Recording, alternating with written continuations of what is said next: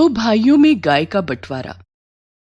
ये कहानी है लखीमपुर गांव में रहने वाले दो भाई गोपाल और किशन की। माता पिता की मौत के बाद दोनों भाइयों ने आपस में बंटवारा कर लिया। घर के दो टुकड़े हो गए, लेकिन उनके पास एक गाय थी। अब दोनों भाइयों ने एक गाय का बंटवारा किस तरह से किया और बंटवारे के बाद क्या हुआ, चलिए देखते हैं। लखीमपुर गांव में गोपाल और किशन दो भाई रहते थे। उनकी मां का देहांत तो पहले ही हो चुका था। कुछ दिनों पहले पिता नथुलाल भी चल बसे थे। गोपाल और किशन दोनों भाइयों की शादी हो चुकी थी, लेकिन दोनों की बीवियों की आपस में नहीं बनती थी। गोपाल की पत्नी चंदा और किशन की पत्नी चमेली में अक्सर लड़ाइयां होती रहती थीं। चंदा बड़ी थी, इसलिए वो चमेली को अपने जेठानी होने का रौब दिखाती थी और उसी से घर के सारे काम करवाती थी। दोनों भाइयों के पास एक गाय थी जिसका नाम जमुना था। चमेली, अभी तक खाना नहीं बनाया तूने? और ये जमुना क्यों चिल्ला रही है? देख, गोबर तो नहीं कर दिया उसने।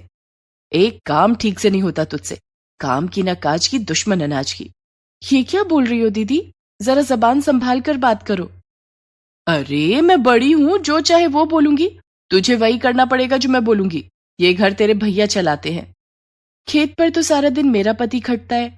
भैया तो खेत पर जाकर चारपाई पर सो जाते हैं। मुझे सब पता है, ज्यादा दिन चलेगा नहीं ये सब, मैं बता रही हूँ। बड़ी जबान चल रही है तेरी, अभी बताती हूँ तुझे, रुक। और दोनों औरतों में हाथापाई होने लग जाती है।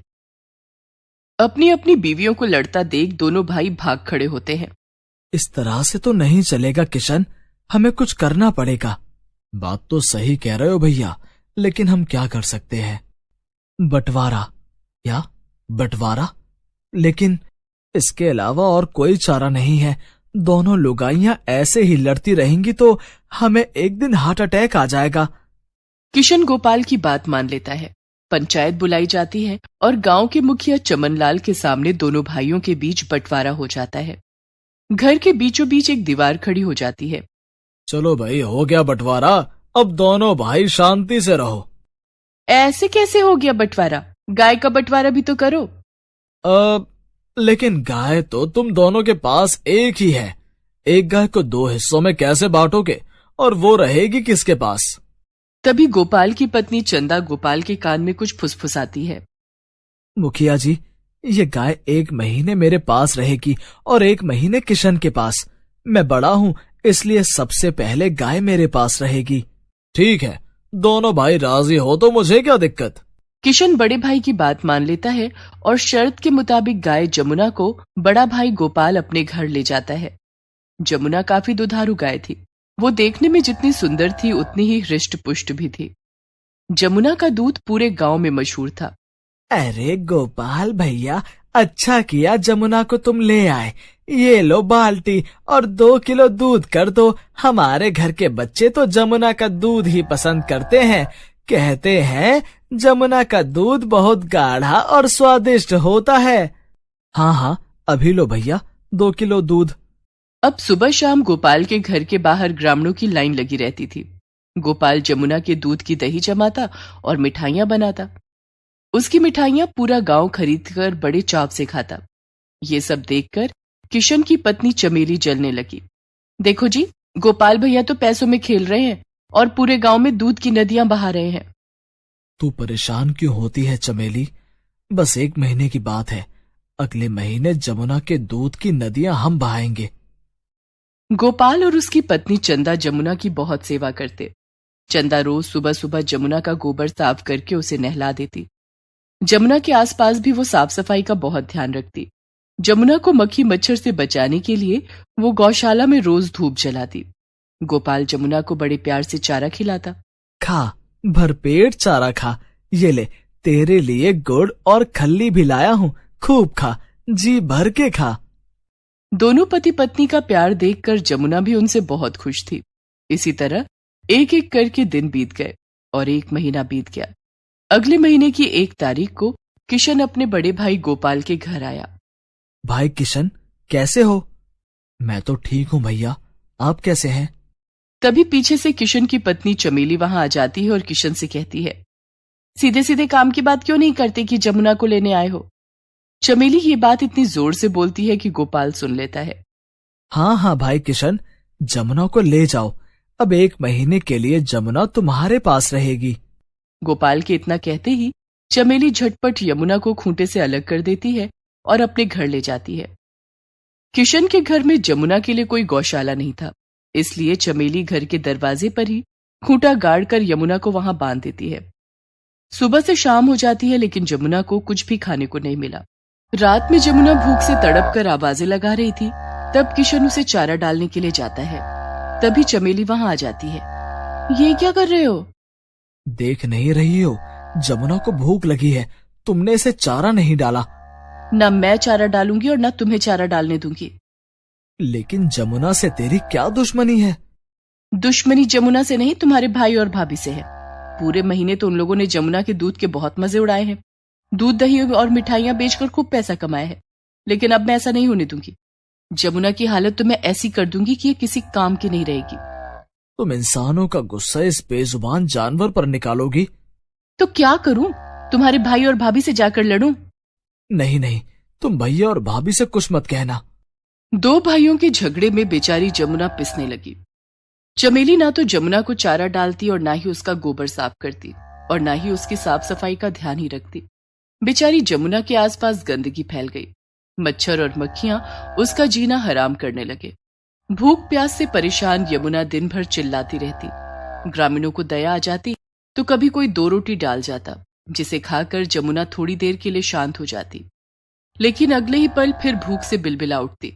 जमुना की यह हालत गोपाल और चंदा से देखी नहीं जा रही थी। सुनिए जी, आप देख रहे हैं ना, किशन और चमेली ने जमुना की क्या हालत कर दी है। मुझसे जमुना की यह हालत देखी नहीं जाती। उनसे कहो कि अगर जमुना संभाली नहीं जाती तो हमें दे दे। ये कैसी बात कर रही हो चंदा? शर्त के मुताबिक जमुना इस महीने किशन के पास ही रहेगी। जमुना को अब हम अगले महीने ही अपने घर ला सकते हैं। गोपाल की बात सुनकर चंदा चुप हो गई, लेकिन उससे जमुना का दुख देखा नहीं जा रहा था। रात होते ही जब सब सोने चले जाते तो वो चुपके से जमुना को खाना खिलाती। इस तरह से बेचारी जमुना एक वक्त का ही खाना खा पाती, जिससे वो बहुत कमजोर हो गई थी। धीरे धीरे करके जमुना के कष्ट भरे दिन बीत गए और 1 महीना पूरा हो गया। अगले महीने की 1 तारीख को गोपाल जमुना को लेने के लिए किशन के घर पर आया। हाँ हाँ भैया, अब आप जमुना को अपने घर ले जा सकते हैं। जमुना बहुत कमजोर हो चुकी थी। वो किसी तरह से चल पा रही थी। गोपाल जमुना को अपने घर ले आया। 1 महीने में क्या से क्या बना दिया हमारी जमुना को। चंदा ने जमुना को नहला धुलाकर साफ किया और चारा डाला। बेचारी जमुना ठीक से खड़ी भी नहीं हो पा रही थी। सुनिए जी, मुझे लगता है कि जमुना की तबीयत खराब है। ये तो खड़ी भी नहीं हो सकती है। जमुना ने दूध देना भी बंद कर दिया है। गोपाल डॉक्टर को बुलाकर लाता है। सही खुराक न मिलने की वजह से ये बीमार हो गई है। मैं कुछ दवाइयां लिख रहा हूँ, चारे में डालकर इसे खिला देना। गोपाल और चंदा ने जमुना की खूब सेवा की, लेकिन जमुना पहले की तरह स्वस्थ नहीं हो पाई। हमारी जमुना का क्या हाल कर दिया इन कसाईयों ने। चंदा की बात सुनकर गोपाल को एक उपाय सूझा। वो जमुना को खूंटे से अलग करके अपने साथ कहीं ले जाने लगा। जमुना ठीक से चल नहीं पा रहा था तो गोपाल उसे डंडे से मारने लगा। तभी वहां से मुखिया चमनलाल गुजर रहे थे। अरे गोपाल, जमुना को डंडे क्यों मार रहे हो? ये तो पहले ही अधमरी हो गई है। तुम्हारे माता पिता ने इसे अपने बच्चों की तरह पाला है और तुम दोनों भाइयों ने इसकी ये हालत कर दी। हमारे बीच में ना पड़ो चाचा जी। जमुना अब किसी काम की नहीं रही। मैं इसे बेचने के लिए ले जा रहा हूँ। कहाँ बेचोगे इसे? इसे अब कौन खरीदेगा? कसाई के हाथों बेच दूंगा। जीते जी तो अब ये किसी काम ना आएगी, मर के तो काम आएगी। मुखिया चमनलाल चिल्लाने लगे। राम राम राम, ऐसे कैसे कसाई को बेच दोगे? इसका बंटवारा मैंने करवाया था। अब इस बात का फैसला मैं भी करूंगा, वो भी पंचायत के सामने। अगले दिन पंचायत बुलाई गई।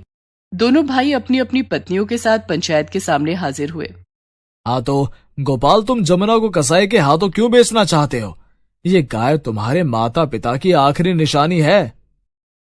लेकिन मेरे छोटे भाई ने यह बात नहीं समझी कि जमुना हमारे माता पिता की आखिरी निशानी है। ये महीना पूरा होते ही जमुना को अगले महीने कसाई के पास जाना है, जो उसे तिल तिल कर मौत देगा। जमुना रोज भूख से तड़प तड़प कर मरेगी, इससे तो अच्छा है कि जमुना एक बार में ही मर जाए। इतना कहते ही गोपाल फूट फूट कर रोने लगता है। गोपाल की बात सुनकर छोटे भाई किशन को उसकी गलती का एहसास होता है कि उसने क्यों नहीं अपनी पत्नी चमेली को जमुना के साथ बुरा करने से रोका। किशन और चमेली दोनों ही बहुत शर्मिंदा होते हैं। भैया मुझे माफ कर दो, गलती मेरी है। मैं भूल गया था कि गौ माता होती है और जमुना को तो हमने हमेशा अपने घर की लक्ष्मी माना है। मैं जमुना को अपने साथ लेकर गया था, सारी उसकी जिम्मेदारी मेरी थी। मैं अपनी जिम्मेदारी नहीं निभा पाया। जमुना की इस हालत का जिम्मेदार मैं हूँ। हमने आपसी झगड़े में एक बेजुबान के साथ बुरा बर्ताव किया। आज से जमुना हम दोनों की है, जमुना का बंटवारा नहीं होगा। मैं तो कहता हूँ कि हमारे घर का ही बंटवारा नहीं होगा। हम एक साथ रहेंगे और जिन्हें ये मंजूर नहीं वो हमें छोड़कर जा सकता है। ऐसा कहकर किशन ने अपनी पत्नी चमेली की तरफ देखा। चमेली किशन का इशारा समझ गई। पंचायत के सामने दोनों भाई एक दूसरे के गले मिले और हमेशा साथ रहने का वादा किया। घर के बीचों बीच बनी दीवार उसी दिन तोड़ दी गई। अब जमुना का ख्याल दोनों भाई मिलकर रखने लगे। चंदा और चमेली को भी समझ आ गया था कि अब उनकी दाल नहीं गलने वाली है। जमुना ने दोनों भाइयों को फिर से मिला दिया था। जमुना का स्वास्थ्य धीरे धीरे ठीक होने लगा और वो पहले की तरह चमकने लगी।